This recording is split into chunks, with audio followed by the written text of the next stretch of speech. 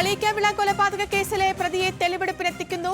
പ്രതി അമ്പിളി എന്ന സജിയെ കളിയിക്കാവിള പോലീസ് സ്റ്റേഷനിലെത്തിക്കുന്ന ദൃശ്യങ്ങൾ അമ്പിളിയുടെ മൊഴി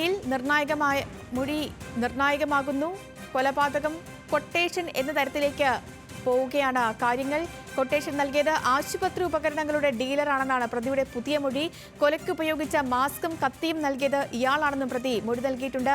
അഞ്ജു ജയപ്രകാശ് ചേരുന്ന വിവരങ്ങളുമായിട്ട്. അഞ്ജു, ഈ ആകെ കുഴഞ്ഞു മറിയുകയാണ് ഈ ഒരു കേസ്. കാരണം തുടക്കത്തിൽ പറഞ്ഞ കാര്യമല്ല ഈ പ്രതി സജികുമാർ ഇപ്പോൾ പറയുന്നത്.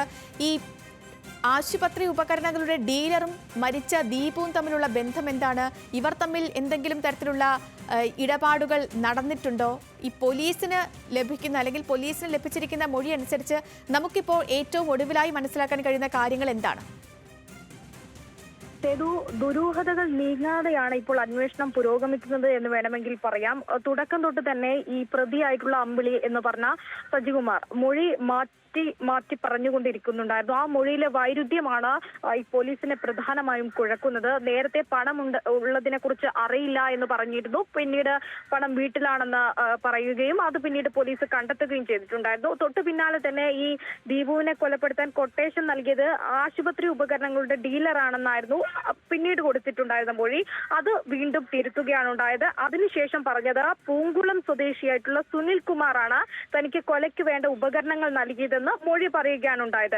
ഒപ്പം തന്നെ ഈ തെർമോക്കോൾ മുറിക്കാൻ ഉപയോഗിക്കുന്ന ബ്ലേഡ്, ഒപ്പം ക്ലോറോഫോൺ, ഗ്ലൗസ്, ഇതൊക്കെ സുനിൽകുമാർ നൽകിയിട്ടുണ്ടെന്നും മൊഴി പോലീസിന് നൽകിയിട്ടുണ്ട്. ഇത് ഉൾപ്പെടെ പോലീസ് പരിശോധിക്കുകയും ചെയ്തിട്ടുണ്ടായിരുന്നു. ഈ കാറിലുണ്ടെന്ന് സംശയിക്കുന്ന മറ്റൊരാൾ അത് സുനിലാണോ എന്നതാണ് നിലവിൽ പോലീസ് പരിശോധിക്കുന്നത്. കാരണം മറ്റൊരാളുടെ സാന്നിധ്യം കാറിലുണ്ടെന്ന് പോലീസ് നേരത്തെ ഒരു നിഗമനത്തിൽ എത്തിയിട്ടുണ്ടായിരുന്നു. അത് സുനിലാണോ എന്നാണ് ഏറെ ദുരൂഹമായ ഒരു കേസ്. ദുരൂഹതകൾ എല്ലാം മറന്നീങ്ങി പുറത്തു വരേണ്ടതുണ്ട്.